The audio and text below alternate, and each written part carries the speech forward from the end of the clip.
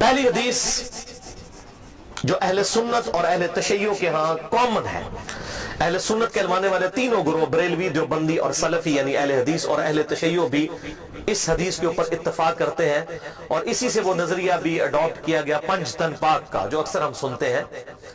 وہ اس حوالے سے نہیں ہے کہ پنج تن پاک سے مراد معصومین کا عقیدہ ہے، پنج تن پاک سے مراد یہ پرٹیکولر آپ صلی اللہ علیہ وسلم کے اہل بیت چار اور آپ صلی اللہ علیہ وسلم کی مبارک ذات،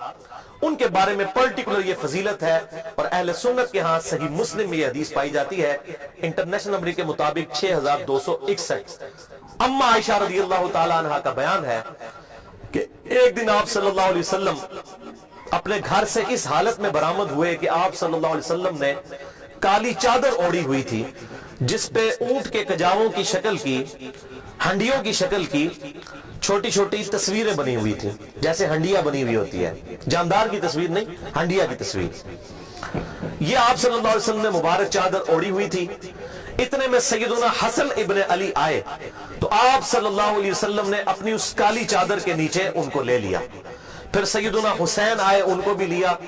اس کے بعد سیدہ فاطمہ آئی ان کو بھی لیا، پھر سیدنا علی آئے رضی اللہ عنہم اجمعین ان کو بھی لیا، اور پھر آپ صلی اللہ علیہ وسلم نے اللہ کے حضور یہ آیت تلاوت کی، سورہ الاحزاب کی آیت نمبر 33، انما یرید اللہ لیذھب عنکم الرجس اہل البیت ویطہرکم تطہیرا، بے شک اللہ تو یہ چاہتا ہے اے نبی کے گھر والو تم سے ہر طرح کی ناپاکی دور کر دے اور تمہیں خوب صاف ستھرا کر دے۔ الحمدللہ یہ آیت مبارکہ آپ صلی اللہ علیہ وسلم نے تلاوت کی، اور اہل بیت میں اعزازی طور پر آپ صلی اللہ علیہ وسلم نے سیدنا علی کو بھی شامل کیا، باقی تو ویسے ہی اہل بیت تھے، سیدہ فاطمہ حضور کی اولاد، حسن و حسین بھی اولاد، لیکن سیدنا علی کو بھی شامل کیا۔ آپ صلی اللہ علیہ وسلم کی ازواج مطہرات بھی، بیویاں بھی اہل بیت ہیں، اور آپ صلی اللہ علیہ وسلم نے پروٹوکول کے طور پر سیدنا علی کو بھی اہل بیت میں شامل کیا۔ حسن حسین اور سیدہ فاطمہ تو پہلے ہی اس میں شامل ہیں، آپ صلی اللہ علیہ وسلم کی اولاد ہے الحمدللہ۔ دوسری حدیث صحیح مسلم میں انٹرنیشنل نمبر کے مطابق 6220 نمبر ہے کہ سیدنا سعد ابن ابی وقاص رضی اللہ تعالیٰ عنہ کا بیان ہے کہ جب آیت مباہلہ نازل ہوئی، نجران کے عیسائیوں کے ساتھ آپ صلی اللہ علیہ وسلم کی ڈیبیٹ ہوئی، اور ایز اے لاسٹ ریزلٹ آپ صلی اللہ علیہ وسلم نے ان کو مباہلے کا چیلنج دیا، اور اس کا ذکر سورہ آل عمران کی آیت نمبر 61 میں موجود ہے۔ فَقُلْ تَعْالَوْا نَدْعُوا أَبْنَاءَنَا وَأَبْنَاءَكُمْ، اے محبوب صلی اللہ علیہ وسلم اب ان کو ایز اے لاسٹ ریزارٹ ارشاد فرمائے کہ تم اپنے بیٹوں کو لے آؤ، ہم بھی اپنے بیٹوں کو لے آتے ہیں، تم بھی اپنی عورتوں کو لے آؤ، ہم بھی اپنی عورتوں کو لے آتے ہیں، اور تم خود بھی آ جاؤ اے عیسائیوں اور ہم خود بھی آ جاتے ہیں، اور اس کے بعد کھلے میدان میں اللہ کے حضور دعا کرتے ہیں کہ جو جھوٹا ہے اسی وقت اللہ کی لعنت اس پر نازل ہو۔ اس کو کہتے ہیں مباہلہ۔ تو یہ حدیث صحیح مسلم میں انٹرنیشنل نمبر کے مطابق 6220 نمبر حدیث ہے کہ آپ صلی اللہ علیہ وسلم نے آیت مباہلہ کے موقع پر سیدنا حسن، سیدنا حسین، سیدنا علی اور سیدہ فاطمہ رضی اللہ عنہم اجمعین ان کو اپنے ساتھ لیا مباہلے کے لیے، اور آپ صلی اللہ علیہ وسلم نے اپنی کسی بیوی کو بھی ساتھ نہیں لیا، ان کو لیا ساتھ۔ صحیح مسلم انٹرنیشنل نمبر کے مطابق 6220۔ اور پھر اللہ کے حضور دعا کی، اللہم ہؤلاء اہل بیتی، اے اللہ یہ میرے اہل بیت ہیں، میں مباہلے کے لیے تیری خدمت میں ان کو پیش کرتا ہوں۔ لیکن سامنے سے وہ عیسائی ڈر گئے، جب حسن و حسین کو دیکھا، ان کے نورانی چہرے دیکھے، تو وہ مباہلہ انہوں نے نہیں کیا، کاش مباہلہ کر لیتے تو جان ہی چھوٹ جاتی ان سے، تو بھاگ گئے۔ ان کو پتہ لگ گیا